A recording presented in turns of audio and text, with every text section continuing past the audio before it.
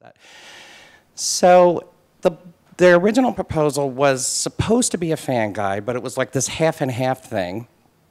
Got shipped around to every editor in New York, and there are, if you've been on Amazon and looked up our book, there's about 30 books about Drag Race. So not surprisingly, went to every editor in New York, and they all turned it down, except one at Penguin.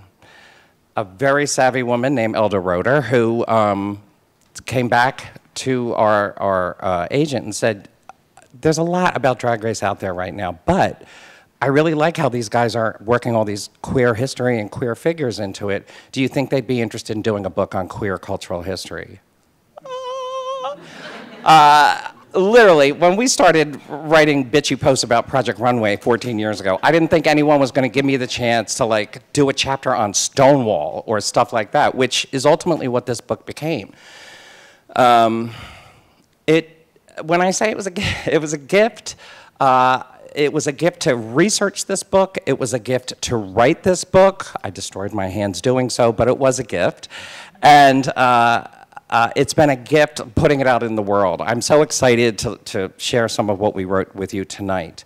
I'm sorry, I'm doing No, you always do all the talking. We're really not Penn and Teller, but we have this sort of Penn and Teller thing. And it just sort of works out that way. Believe me, he's not this quiet at home.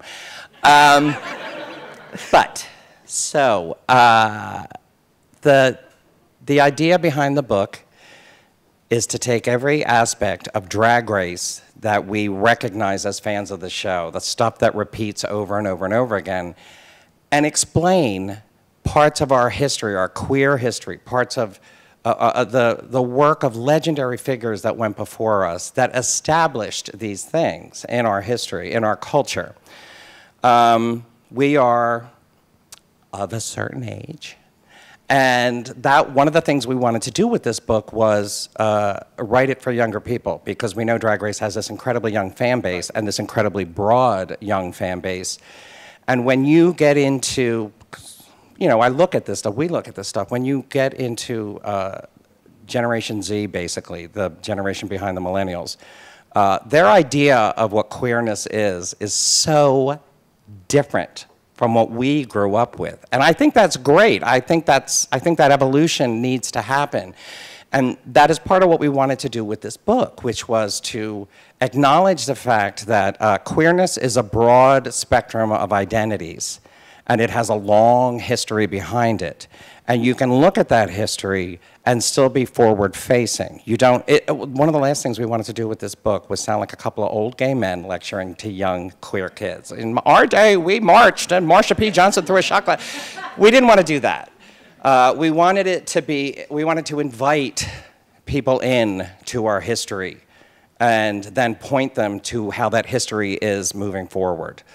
And the show was perfect for that, because if you watch the show, you can see that RuPaul and everybody else, they're always making some reference about somebody in the queer world, a joke or something.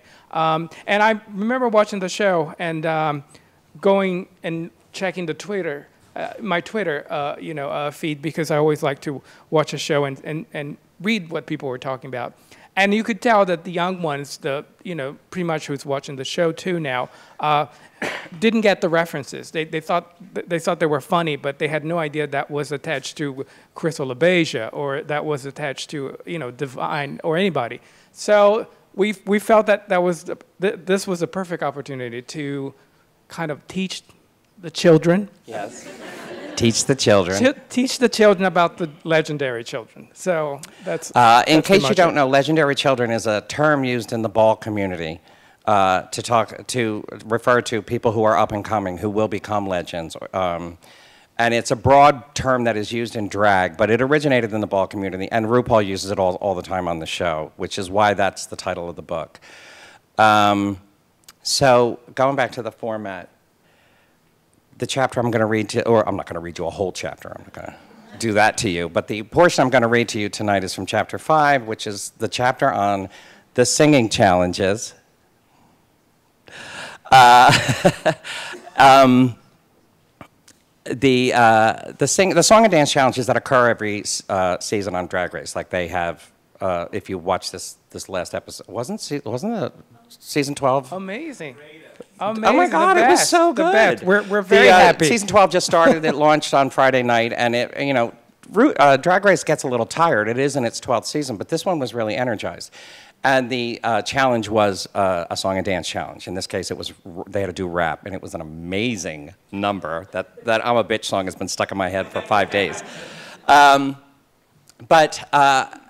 This is a clear example. When you look at, actually this last one was kind of free of this, but in the history of Drag Race, when they do the song and dance challenges, they usually put someone up there. Either it's a choreographer or it's a record producer, but they put someone in front of the queens to be kind of nasty to them, to get them to come out of their shell. It's probably not needed as much in later seasons because all these queens walk in the front door waiting to be a star. Like they're just waiting for their booking rates to go up. But in the early days, in the earlier seasons, queens would come on the show, they would be told they had to sing, and a lot of them would freak out because, as you watch the show, only some drag queens sing. It's not something that is across the board in drag. A good portion of them only lip sync. Other queens are comedy queens. There are queens who do magic acts. There are queens who strip. There are sword swallower queens. So if there's a thing that can be done on stage that people will be paid to see, drag queens have done it. But even so, asking a drag queen who was not used to singing to do that has always led to these meltdowns and these freakouts. So when we were constructing this chapter, and each one of these chapters, we always came upon a point where we were like, how do we broaden this? So we're talking about culture, and we're talking about famous people in the past. And we latched onto that idea of the difficult producer or the difficult choreographer and the one queen who freaks out because they're not used to singing, and how that repeats over and over again. So then we started looking at the history of queer performers in singing, drag performers in singing, and the ones like, there's a profile of Sylvester, You Make Me Feel Mighty Real. There's profiles on Jackie Shane, who just died last year, who was this legendary transgender singer in the 1960s, soul singer. And they all had hardships because they were non-gender conforming and or queer, and they were in the music industry. And this is the kind of thing we wanted to highlight in this chapter. I'm going to read you a short portion, but it took a long time. It took a long time to figure out what parts of the book we were going to read for readings because, and we talked about this with our editor and our publicist, the book is doing so much that it's a little hard to do like a little 3-minute chunk and give you an idea of what the book is. The book is talking about Drag Race, talking about RuPaul's own career, because Drag Race is modeled on Ru's career, talking about queer history, and relating that to mainstream culture. That is in every chapter. It runs through the entire book. So how do you do that and not bore everybody in this room while I read for 30 minutes, which I am not going to do. So we've chosen this, this portion, and I think I'm just going to read it, and when we get done, I'm going to point out why these were the parts of the book that we wanted to read. So, Chapter 5, which is Sing Out Queen, is the title of it. All right. And I will probably cry. But I want to tell you this. Everybody in this book that we profiled, I cannot even tell you how much we fell in love with these people. Every person on this cover was chosen by us, and on the back cover. And some of them, I cannot read their stories, not because I don't want you to come away thinking they're tragic, but because they're just so poignant. They mean so much to me. They mean so much to us as a community. So I may get a little misty at the end, okay? I'm going to try and control it. I don't think I'm going to be blubbering in front of anybody. No, but he'll cry. We recorded the book, and there are parts of the book that are very if you sad. bought the audiobook, man, when we get to the AIDS chapter, I was like, and the guy was like, take 100, take 100, do it again. And with that introduction... Okay, so this is going to start a little in media res. I'm going to start like smack in the middle of a chapter. If there's a point to the song and dance challenges on Drag Race, aside from the obvious entertainment and competitive value, oh, I'm sorry, no, I started at the wrong part. See?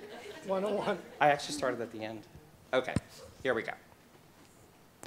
Unlike the acting challenges, which pull from a drag tradition in underground theater and trash cinema, the singing challenges trade strictly in mainstream musical forms and genres.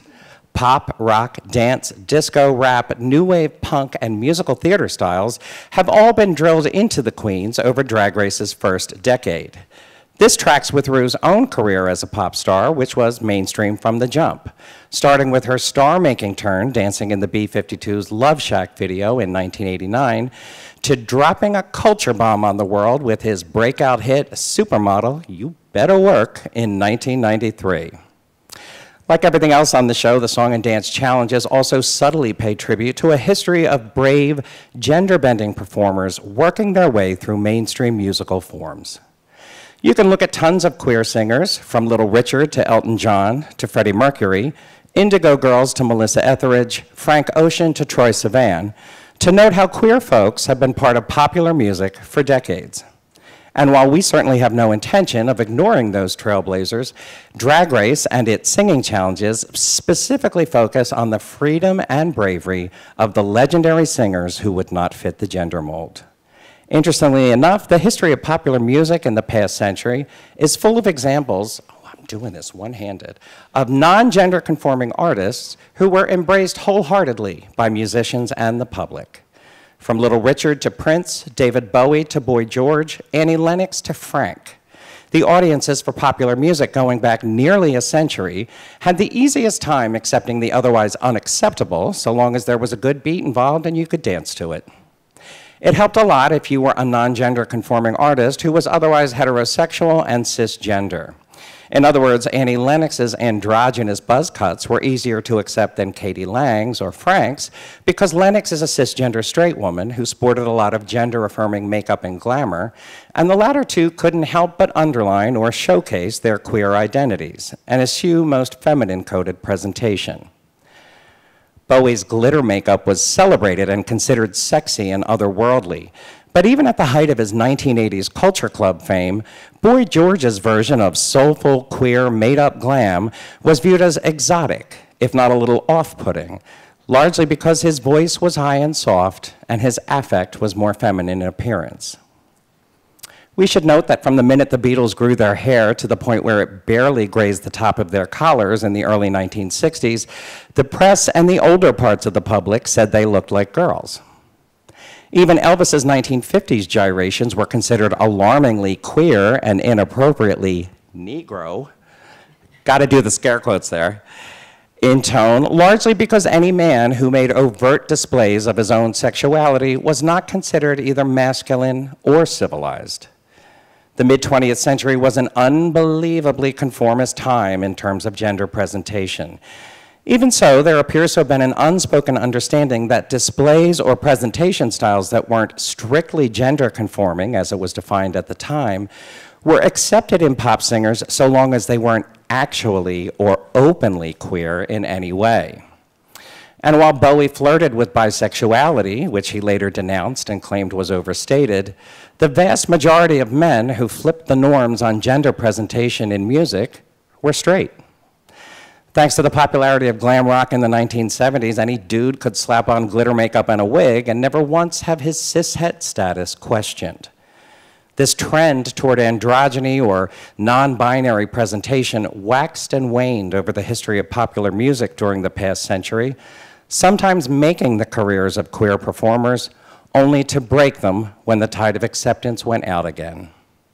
Any glam rocker could scrub off their makeup and return to cishet presentation without repercussions when the trends shifted, but queer artists who didn't conform to gender norms often found themselves floundering in their careers when they stayed too visibly queer for too long. Gladys Bentley's Butch Blues. I don't want no man that I gotta give my money to. Gladys Bentley singing Worried Blues, 1928. The past is often bolder and queerer than you think. Go back nearly a century and you'll find Gladys Bentley, the blues-singing, piano-playing, black lesbian performing sensation of the Harlem Renaissance of the 1920s and 1930s, wowing the audiences at Harlem's legendary gay speakeasies and nightclubs such as Harry Hansberry's Clam House and the Ubangi Club by performing in a top hat and tails while singing raunchy blues songs and openly flirting with the women in the audience. Born in Philadelphia in 1907, listen, Bentley, Google her and look her up while I'm talking. You gotta see what this king looked like. She was a badass. Born in Philadelphia in 1907, she ran off to Harlem by her late teens, tired of clashing with her family over her masculine presentation and tendency to get crushes on women. At the height of her butch piano-banging fame, she was often billed as a male impersonator. But in reality, she was simply a butch, queer black woman whose preference for male attire extended into her day-to-day life, as much as she could get away with, and who didn't try to do a thing to camouflage that fact. Given her presentation, it may even be correct to view her as transmasculine. Legendary Harlem Renaissance poet Langston Hughes wrote of her performances in his autobiography, describing her as a large, dark, masculine lady and a perfect piece of African sculpture, animated by her own rhythm. Her performances were characterized as large, bombastic, thundering, and as raunchy as it gets. They called her the brown bomber of sophisticated songs. Her charisma, uniqueness, nerve, and talent secured her a spot as one of the highest paid black entertainers for a time in the 1920s. The folks who came to Harlem nightclubs weren't naive about what Gladys's presentation and onstage behavior may have revealed about her personal life, but this was at the height of that queer cultural moment of the late 1920s and early 30s, the Pansy Craze, a period when audiences accepted and even sought out queer musical performers happy to indulge in their talent and charisma so long as they didn't have to hear about the rest of it.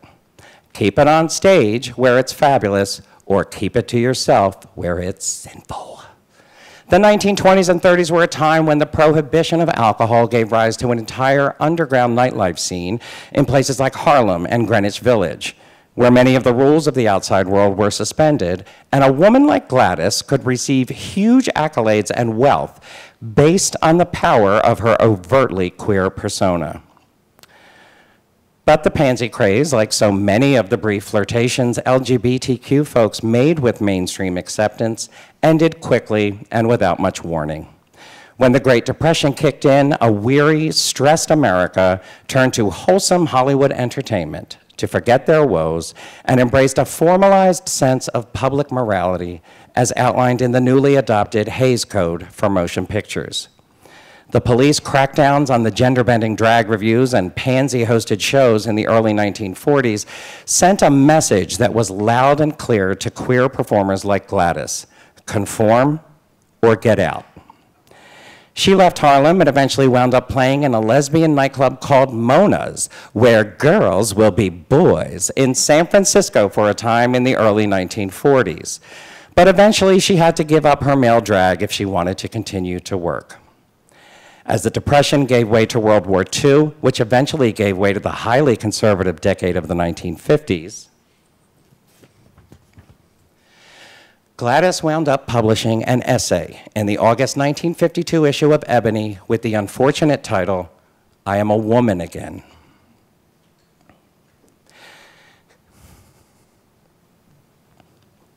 Complete with pictures of Gladys in dresses and makeup, doing the dishes in her kitchen, and turning down the bed for her new husband before he comes home. The essay tells a tale of someone saved from a life of sin and perversion by the love of a good man and hormone treatments.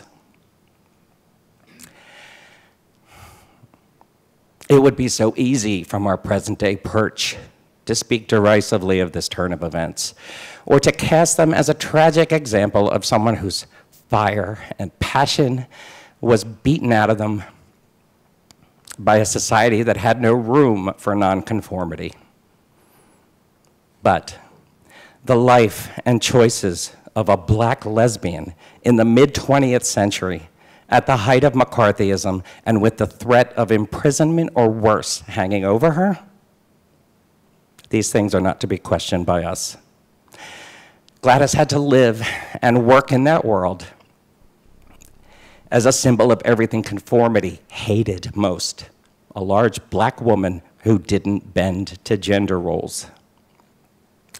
Gladys was, like many queer folks of her generation and several other generations, at the mercy of the rapid shift in social mores that often happens when queer folks make some cultural progress only to have conventionality and tradition slap them back. We can't imagine what forces came into play to result in the choices she made. It's not for us to say what would have been the correct or more fulfilling course for her life to take. For all we know, she was happy living in gender conformity later on. But the fire and the passion and the boldness of her youthful queer presentation and bodily sexy performance style could not be denied. She was an incandescent talent who burned bright, inspiring poets and playing to ecstatic crowds as boldly and truthfully as she possibly could. Gladys Bentley died suddenly of pneumonia in 1960 after completing the training to become a minister in her church. Ru and the judges and coaches on Drag Race, knowing all that came before, all the brave and rebellious men and women who got up to sing in front of audiences in full defiance of the social mores and laws of the day, simply don't want to hear that someone's too scared or too nervous to sing.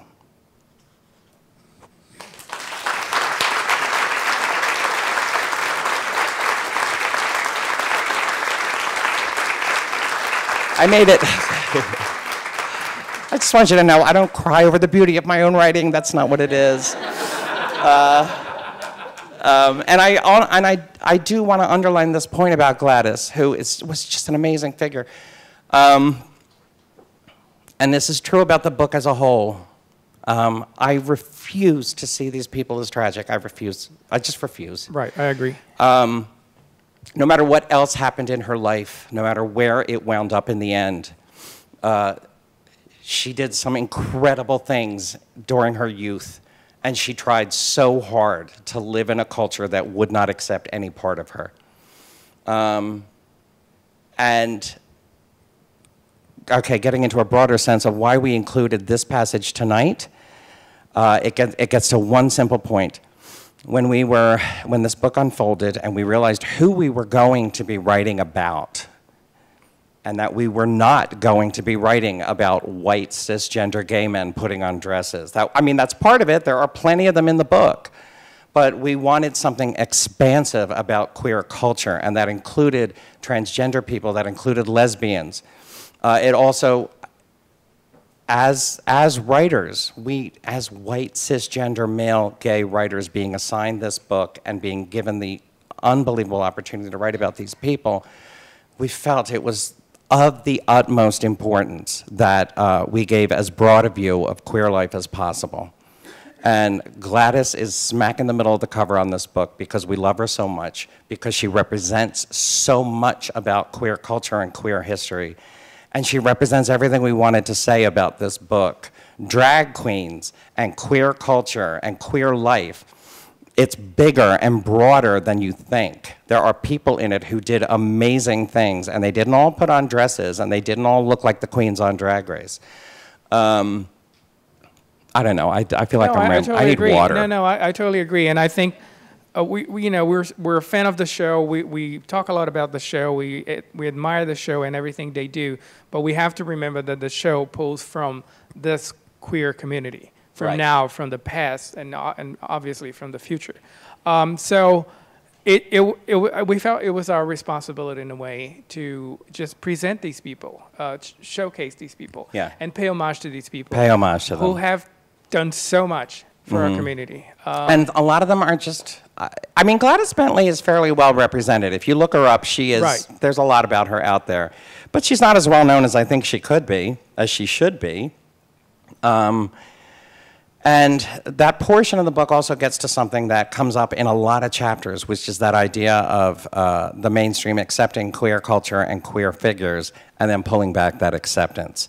One of the most famous, Right. most well-known examples is the death of disco. And that is outlined in the book about the ways in which disco arose as this art form that bubbled up out of queer and Latinx and black clubs, mostly in New York, got adopted by white straight people largely. There isn't one gay person or black person in Saturday Night Fever.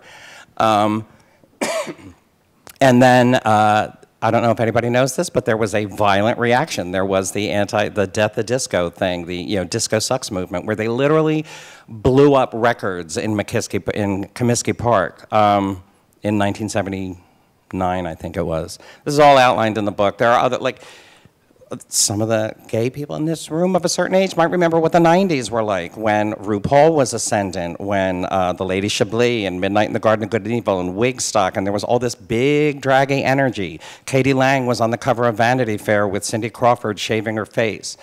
Got really queer there for a moment in the 90s, and then it got pulled back. RuPaul has talked about how in the early part of the 21st century, the only people doing drag were straight men, straight comedians, like Tyler Perry doing Medea, or the movie White Chicks. These were the examples that she kept putting forward. Drag and queer culture was at a low point roughly around the Bush administration, around 2008, 2009. In the mainstream, there just wasn't, like, Will and Grace was long gone. You know, I don't think Ellen had started her talk show by that point. And there just wasn't queer representation in our television anymore. This is why Drag Race took off. This is why part of the reason why it exploded the way it did. And I should address here, because it's part of the history of Drag Race, if you're fans of the show, you know it's not good about representing people other than cisgender drag queens. It has been largely, it has run into controversy again and again and again on that. This book, is not meant to serve as a criticism of the show. So these aspects of it are only brought up somewhat obliquely. We do reference the You've Got She-Male controversy. We do talk about RuPaul also. And we talk about how he is Right. he can be a problematic figure. And that's part of that's part of the reason why we took this book and we were like, we're just gonna blow up the rainbow. We're just gonna shoot rainbow out at everybody and just do every aspect that we could find of queer representation. One thing that we came out of after this was over was that, I mean, we didn't put this line in the book because it sounds like a little too, like something you put on an inspirational calendar or something, but the rainbow, and I do tend to see the rainbow flag just makes a good way of representing the community. It's been the representation for over 40 years. And I tend to look at the different stripes on the rainbow as it's not what they were meant for, but as representations of the different people in it. I've always looked at it that way.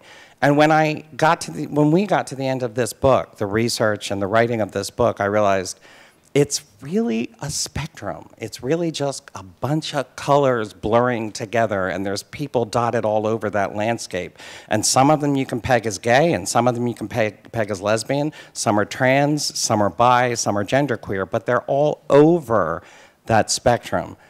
And one of the overriding themes in the book, when you look back at queer history, especially pre-Stonewall queer history, is that the L, the G, the B, the T, and the Q, we were all under one umbrella prior to Stonewall.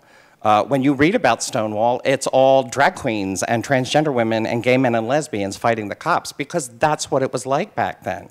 We were all huddled together under one umbrella because to the mainstream culture, there was no difference between a lesbian and a drag queen. It was just all perverts. In a way, we were all going through the same thing. We were all going through the same thing. And when you look at the history of queer politics in the last 50 years since Stonewall, we largely segmented. Some of that was by necessity. For instance, transgender people really needed to go off on their own because the white, gay, cisgender leadership of our community was not doing anything for them for 40 years. in the late 70s and all through the 80s, lots of lesbian political groups split off from gay political groups because they felt more kinship with feminists than they did with gay men. This is all part of our history, and it's not good or bad, but we are heading, thankfully, back towards a time when queerness is an umbrella term that covers us all. And I know that there are men in my generation and older who have a really, really hard time with that. And part of that is in the book, is being addressed to them. A lot of the book is addressed to young people, but there's a little subtle bit of addressing the gay male community to realize that we are only one part of it. And when you look at the whole history, we're not even the biggest part of it. And that, more than anything, is what I wanted to get across with this book. So I don't know if you want to add anything or if you want to take questions at this point. Well, let's take questions. You ready to take questions? Yes. You made reference to the gay flag, the rainbow flag. And what was the original intent? It's come to symbolize, you know, an inclusive coalition of peoples. But what was the original intent of the flag? The original intent, each color was supposed to represent a different, it's still out there. I mean, I'm a bad gay, I can't name them. If you look it up on Wikipedia, they were each supposed to represent like creativity and peacefulness, and it was very like hippy-dippy. It was created in San Francisco in the 70s, so, you know, it's got to be a little hippy-dippy. And there's nothing wrong with any of that, but in my mind, and I think in a lot of people's minds, that rainbow represented people, which is why when what was it, like 5 years ago, this very city came out with the Philadelphia rainbow flag, which put a brown stripe and a black stripe on the rainbow to represent people of color, black people and brown people who had been marginalized all throughout the history. So the meaning of the rainbow flag, there is a technical meaning locked in place, but I think if you ask most queer people, most gay people, they're going to have their own interpretation of it. Who's your favorite person that you wrote about? Who's the person who kind of spoke to you the most? I mean, it's probably difficult to choose out of all those people. There's someone who spoke to you. Okay, who was the favorite person for us that we wrote about? There's the 14 favorites are on the front and back cover. I am going to say Gladys. Gladys is my favorite person. She's a king of Philadelphia, so I could not but do anything but feel kinship with her. And I mean it when I say Google pictures of her. She looked amazing. She was this just big, space-taking woman in these enormous tuxedos and tails and top hats, and huge smile on her face in all these pictures, and you can't find much video of her, but her recordings are all over YouTube. And some of them are filthy. I mean, filthy. There is one that is just, well, I won't, because I think my niece is here, so I'll just be quiet. Look it up. Oh, she's not here? Oh, she is here. Okay. Well, there's a backdoor song, and that's all I'll say about that. She's my favorite, but I know you have a favorite. I have several, but I think the more I reread the book and the more research I do, I think Sylvia Rivera is my favorite. Sylvia Rivera. I mean, do you want to explain a little about? Go ahead, explain. I don't want to jump. No, go ahead, please. This is our life. Yes. My siblings are here, and they know that this is exactly what we talk like. Okay, I am allowed to speak, just so you know. Yes. Allowed. He gets allotted times. No. Sylvia Rivera, just legendary transgender woman who fought for queer rights and transgender rights in the Stonewall era. She was at Stonewall. She is profiled in the book. If you've never seen it, Google her speech at the Christopher Street Parade in 1973. It's on YouTube, and I wept, and I'll just say that. She was the first person really to get out in front of gay people and say, you know, transgender people are your siblings. She was saying this in like 1969, 1970. And of course, nobody wanted to hear it. Nobody wanted to hear it. They wouldn't even want to let her speak. Finally, she got on stage and she said, you know, I'm here to represent a whole different group of people. And they booed her. And they boo her. And she said, you know, people write all these drag queens out there in prison, people not represented here. They write to me and beg me to have a voice to represent them. And it was one of the most beautiful moments. It is beautiful, and she falls apart. And she went through a lot. She went through a whole lot. She tried to commit suicide. Mm-hmm. And finally, she met Marshall P. Well, they've been friends all along, Marsha P. They Johnson. kind of got together and they started doing more Yeah. for the community. So I think, yeah. And New York City is erecting a statue to Marsha P. Johnson and Yes. Sylvia Rivera, I think later this year.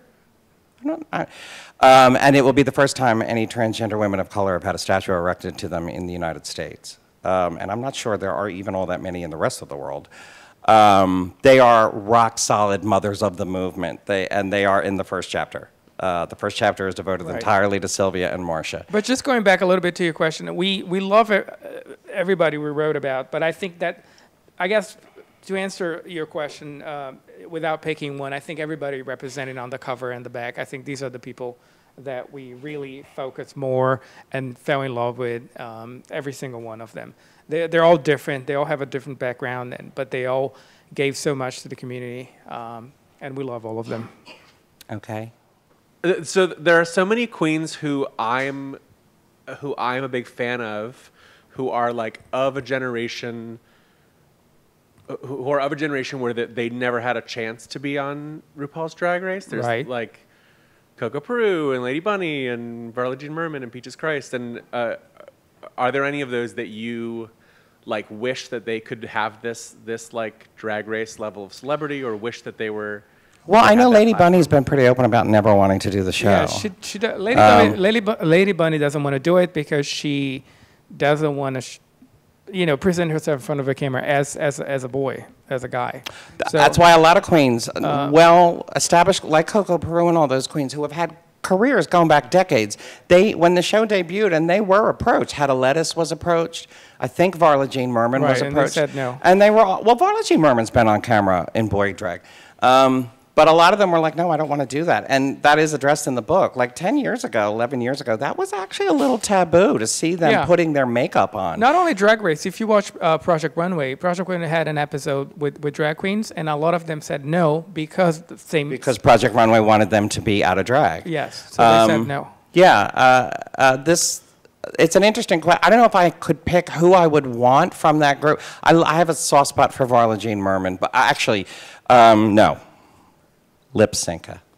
Yes. Yeah, absolutely. Lip Synca is profiled in the book. She is one of my favorites. We actually do come to the conclusion at the end of her profile that she is the greatest drag queen of the 20th century. She is. And she's very opinionated. Oh my goodness! Oh my when God, the book was announced, tell the story. We did like a little press release. We did it. We named all these people that were going to be in the book, and we named her. We misspelled her name. Oh! And we got an email from her. Heard you bitches were writing a book. You might want to check out Wikipedia. And that is literally the only contact we've had with her. No, actually, we did apologize. We were like, I promise it's spelled correctly in the manuscript. But she's a legend. She's amazing. She's Yes, and I think she and Ru have had a falling out. Just reading between the lines, but because they were close for a while, and they actually did a movie together like 15 years ago.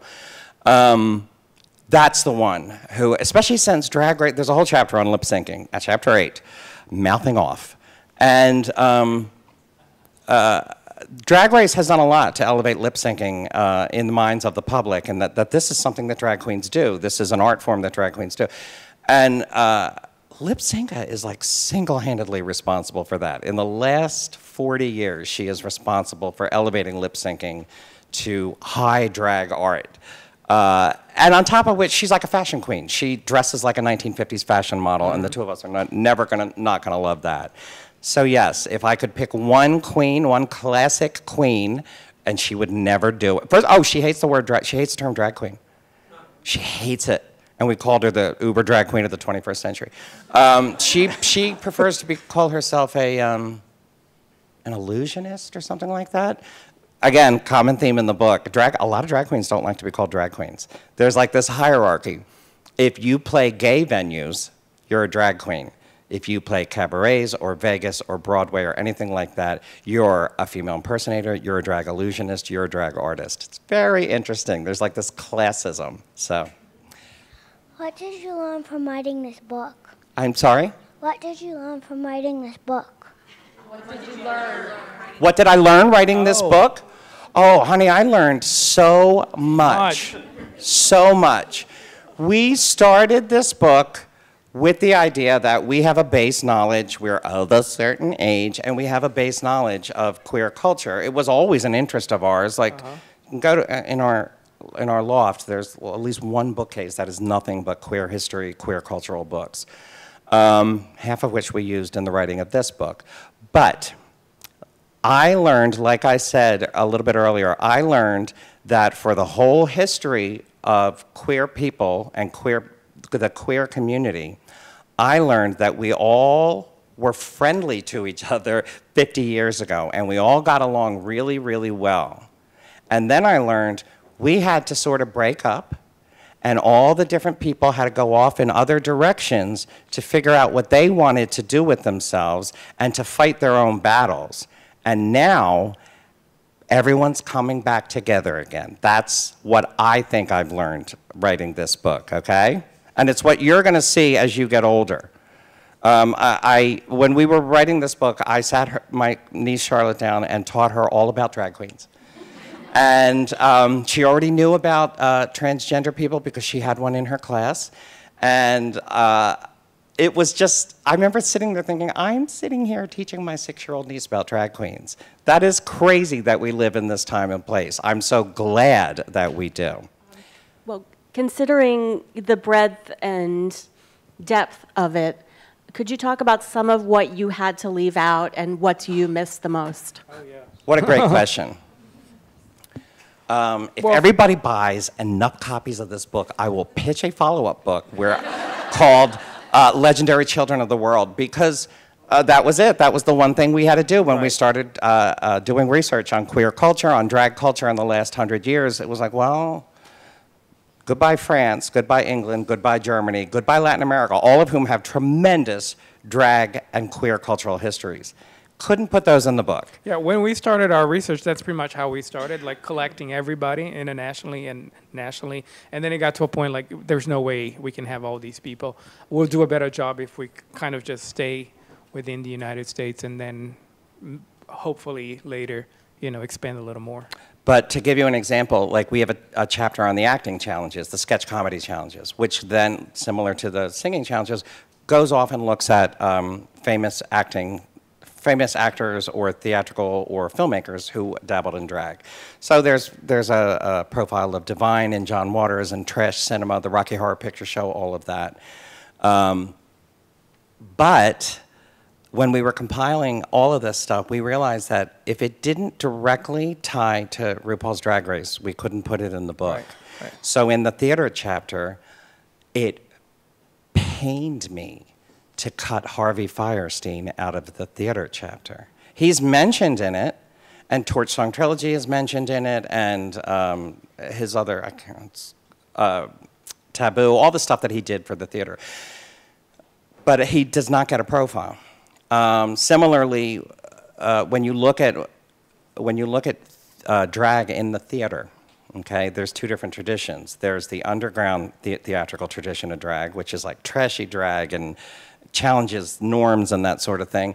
And then there's the mainstream Broadway drag. There's Hedwig and the Angry Inch, there's Kinky Boots, there's all those shows, which have value. I am not dismissing those shows at all, but I can't tie those, we couldn't tie those to RuPaul's Drag Race, because if you look at the sketch comedy challenges on Drag Race, that is trash cinema, that is underground theater. That is exactly where that's Divine. That is the work of Divine hanging over that. That is not Harvey Fierstein. That is not Kinky Boots.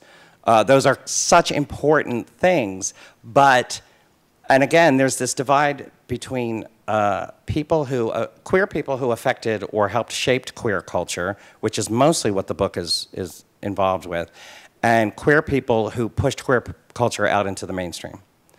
And that's someone like Harvey Fierstein. That's, you know, Hedwig and the Angry Inch. Those went out into the mainstream and normalized drag for mainstream audiences. And that's very powerful, but that's not what this book is. As much as it pained me, that's not what this book is about. So in watching the last season of the British Drag Race, that Right. inspired this question that feels very related, which is, you know, every country obviously has their own history with drag. What do you know about the origins of drag, and did it sort of stem from one locale, or did it crop up in multiple places, like as a sort of like deep impact Armageddon-esque, like coincidental, like what do you know one about of the that? points we make, that's actually a really great question. One of the points we make in the book is that queer cultural history, as well as queer history generally, is not well documented. You go prior to 50 years ago and it's not well documented. And you have to sort of piece things together and surmise certain other things. We do outline some of the origin of drag, but there is no, it's a lot of conjecture. There is no, I mean, there are a bunch of books on it that will point out, like, you know, the two-spirited people in Native American culture and that sort of thing. You know, people who dress, you know, and you will find those in all cultures, but that's describing transgender people or non-binary people. As far as drag is concerned, the best thing to trace it to, what our modern understanding of drag, is Shakespearean theater, where male actors were forced to dress in women's clothes for a good portion of classical theater, on and off throughout the modern era. And we do talk about there's a language, a slang language called Polari, which used to be used in the theatrical tradition, and it was used among Jewish merchants, and it was used among gay people, gay men, in Great Britain. And it pulls from all, so the word zhuzh is a Yiddish word that pops up in Polari. The meaning of zhuzh that we as gay men use, that's Polari. Drag is a Polari term. Butch, femme, those are all Polari. Queen is a Polari term. Just to give, it's quoted in the book. A queen would walk up to another queen in Great Britain and say, let's see if I get this right. I can't never remember. Bona vada, your lovely Ekin Rhea, which is, it's so lovely to see your face and hair, your lovely face and hair. Bona vada means it's so good to see. And eek is face spelled backwards and then abbreviated. Ekaf, so it's eek, and Rhea is hair backwards. So drag, the term drag originated in the theatrical tradition, and because male actors had to drag their skirts across the stage, these massive Shakespearean skirts, and they would complain about it. And we talk about this in the book. Our conjecture is it arose in that background, and all the queens in the theater thought that was hilarious. Because if there's a queen who gets to play the female part, well, she's not going to complain about dragging her skirts. She's going to work those skirts. So it was straight actors complaining about having to drag their skirts across the stage, and our conjecture is gay men heard that, thought it was hilarious, because theater and gay men overlap in the creation of this language, Polari. Boom. On the show, Ru said, and this is false, one of the many falsehoods Ru has perpetrated, but she said that it was something in Shakespeare's notes that said, dress resembling a girl. No, it's not true. So if anybody tells you that, they're lying. Drag is a Polari term, and a lot of scholars feel that that's probably where it came from, was that theatrical tradition of male actors having to wear big Shakespearean skirts and having to drag them across the stage. So I love that explanation. So in the first, I don't know, 11 years of the show, can you think of a moment or moments that will likely inspire the culture and generations going forward, the way that you're examining the culture going backwards? Wow, that's so many good questions tonight. Well, I think the best person to answer that would probably be about 30 years younger than us. The young fans are the ones that are memeing the whole show. One of the things we mentioned, and it's probably one of the most famous memes from the show, is Latrice, the shade of it all. How many times have you seen that GIF? That's the kind of stuff that's moving forward. Actually, when Pose, the show about the ball culture on FX. If you watch the first, we were really critical of this. If you watch the first episode of the show, this is before Janet Mock, the transgender producer, came on board. This is when Ryan Murphy was in charge of it.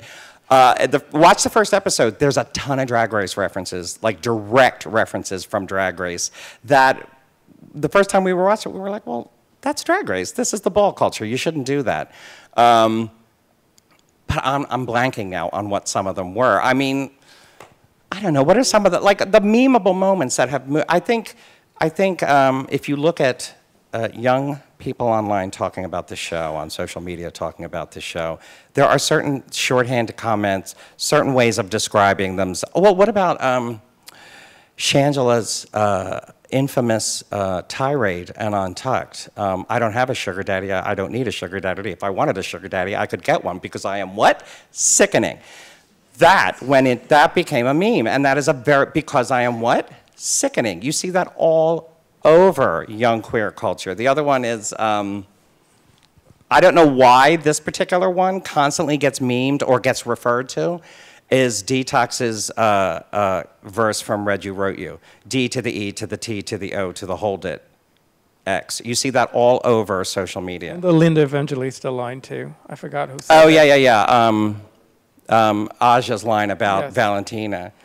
She could walk out there in her frickin' underwear and they'd be like, you're beautiful, you're Linda Evangelista, you're a frickin' model. Although she didn't say frickin'. That constantly comes up. These queens are creating modern memes going forward. In terms of like cultural stuff, I think Drag Race is putting drag into the mainstream in a way that nothing ever has before. It's opening up the gender, inadvertently, not due to any of Rue's work, but it is opening up the gender binary. It is teaching young people that, you know, you're free to do what you want in terms of how you express yourself. But I don't know that it's creating queer culture. It goes back to that thing about who's creating queer culture and who's pushing queer culture out into the mainstream. Drag Race is pushing it out into the mainstream, I think, and giving it a broader audience.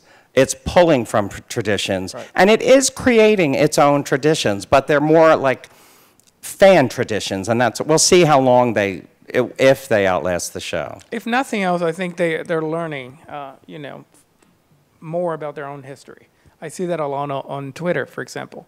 They laugh about certain things, or they talk about certain things. Pose had a couple of things like that, especially Pose, when they addressed several things. When all the AIDS victims were buried, I forgot the name of the island. The island in New York, where they pretty much shipped all the bodies because they didn't want to deal with the AIDS bodies. I remember reading online, and nobody had never heard of it. So I think it's more that, and I think the same thing with the book. When we wrote the book, our idea was to read about something and immediately run to your computer and do more research. You know, go watch all the videos that we're talking about. That type of thing. So I think it's more awareness, than creating something different. I was wondering if you could talk about your process for writing the book, and if there was, well, sort of how you guys decided who was writing what, and sort of the collaborative effort. And if there was any sort of your favorite moments in the writing of the book. Writing of the book. Okay. I did all the writing. He does all the writing. That answers that. Tom and Lorenzo, well, first off, I have never had a problem having Lorenzo share a byline with me on books or on the blog or anything like that, because we are a partnership. We are a two-man package. And I can write, and he can do all the things that in the background that allows me to write. He takes care of all the business stuff. He takes care of all the research. He takes care of all the technical stuff. And he's the expert on fashion that I am not. But when, so the process for the book. We had a proposal, and that proposal outlined all the chapters, and we knew what the breakdown of the chapters were going to be. And in the proposal, we would have one line where it would just be like, Gladys Bentley, drag king, and maybe we'll come back to her. And there would be lists of people at the end of each chapter, and we would weed through them to see who was going to stay in and who wasn't going to stay in. And as we went along, thankfully, themes started arising in the writing, which allowed us to, again, cohere it a bit more. This was all the two of us sitting down, talking about it back and forth, back and forth. And I would send him off on these crazy missions. Like, I need you to go out right now and buy Jackie Shane's album that got nominated for a Grammy last year. And he had to go out and look for it and look for the liner notes and that sort of thing. I came out to him, this poor guy. I would come out after like 13 hours of typing away and be all wild-eyed and be like, for like 40 minutes, and I would just unload everything. And then he would sit there, he would mute the TV, and then he would sit there and calmly listen to me, and then say, no, like, let's do this, and let's focus on this. I think you're getting too far afield. So he pulls me back from that sort of thing. But the process was, we had a good deal of the people we were going to talk about in place before we really started writing. And then a few of them started revealing themselves when we realized, okay, we want to follow up on this theme of, say, the waxing and waning of queer acceptance. Or the other theme that rises up in the book again and again and again is that queer art forms arose directly from oppression. So like shade is how people of color learned how to deal with themselves in bad situations.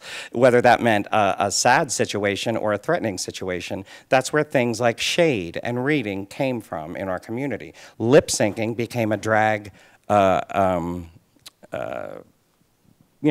tool because musicians didn't want to play gay clubs anymore. They didn't want to play for drag queens, so drag queens had to figure out a way to entertain people without musicians on the stage. And lip syncing was born. So, and when we would discover those things, and actually it was the lip syncing thing, I will never forget it. We were in our accountant's office getting our taxes done last year, and when we get our taxes done, I sit in the reception area because I can't sit there and watch someone do my taxes or I completely freak out. So I'm always like, honey, you go sit and you answer all her questions, and I'm just going to be out here doing research. And he came, I'll never forget, he came out after like 45 minutes. He's like, great news. We don't owe any money this year. And I'm like, uh-huh. And I just figured out chapter 8 because I couldn't figure out lip syncing for the longest time. I was like, how am I tying this together? What's the history of lip syncing? And then I found this paper, this PhD paper about how clubs had they couldn't hire musicians, and so they eventually had to just start putting records on and having the queens lip sync. And when I got to that, I was like, there it is, that's the chapter. Right. In terms of like favorite parts, I think it was finding out about things that I didn't know about much, like the Compton's cafeteria. Compton's cafeteria riots, yeah. Yeah, the riots that happened, because we talk so much about Stonewall all the time, but very few people know about what happened. So things like that, finding out more about these things and doing the research and having a hard time finding anything. It's amazing how you know a name. I mean, you talk about somebody, but then when you start doing research on that particular person, there's not a lot out there. And when we were doing Chapter 9, which deals with the AIDS crisis of the 80s and the 90s, we had constant headaches because we were crying so much. It was so hard. And that was weeks of being enveloped in like the 1980s. And we're old enough to remember that time. And it was a little triggering, to be perfectly honest. It was a little hard spending weeks dealing with that level of devastation again, and then trying to contextualize it for a young Gen Z audience, and then tie it into Drag Race. But that was probably the hardest part, was Chapter 9 was writing about the AIDS crisis. And I think we're wrapping up. We're done. All right, good. Okay. Well, thank you so much. So much. Appreciate it.